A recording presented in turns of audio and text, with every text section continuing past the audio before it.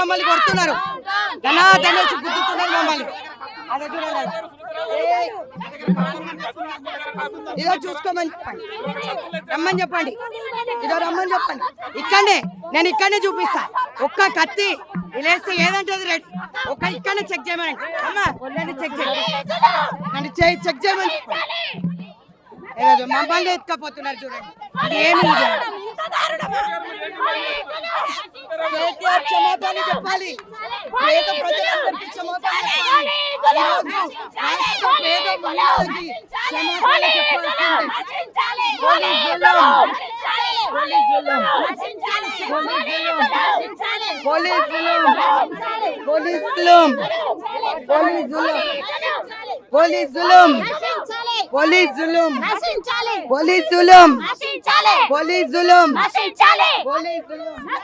కాంగ్రెస్ మహిళా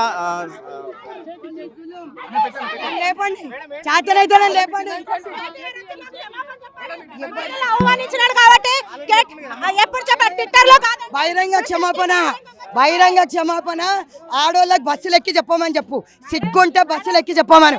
ట్విట్టర్లో కాదు, మీడియాలో కాదు, ట్విట్టర్లో కాదు, మళ్ళీ చెప్తున్నాం, బహిరంగ క్షమాపణ చెప్పాల్సిందే.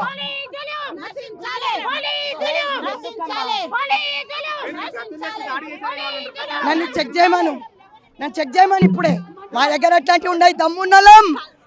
కాంగ్రెస్ అలం రేవంత్ అన్న చెల్లండి, కత్తులు అవసరంలే, మాటలు చాకులు తూటాలు మావి. దానమ్మ మేము కత్తులా, వాళ్ళకు ఉన్నది, వాళ్ళ దగ్గర ఉండే కత్తులు, మా దగ్గర కాదు. ఏం లేదు.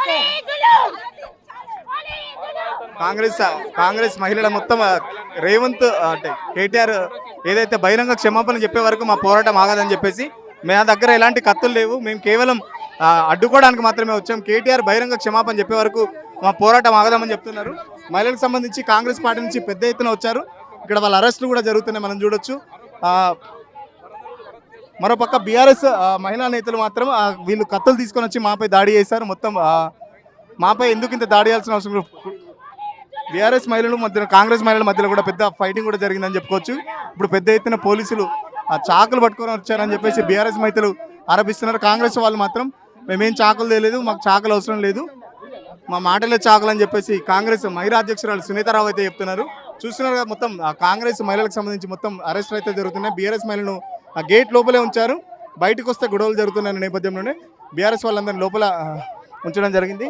బయట మాత్రం కాంగ్రెస్ వాళ్ళ అరెస్టులు అయితే జరుగుతున్నాయి. కార్యకర్తలు ఇక్కడ చూస్తున్నారు కదా, ఎంత చాలాసేపు ట్రై చేస్తున్నారు మహిళా పోలీసులు, బట్ కాంగ్రెస్ కార్యకర్తలు చాలా ప్రతిఘటిస్తున్నారు.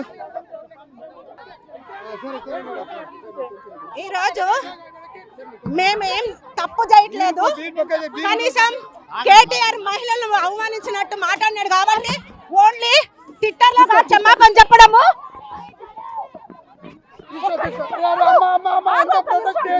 ఒక్క నిమిషం అయితే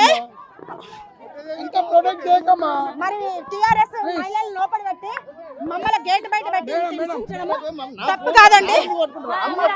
మహిళలు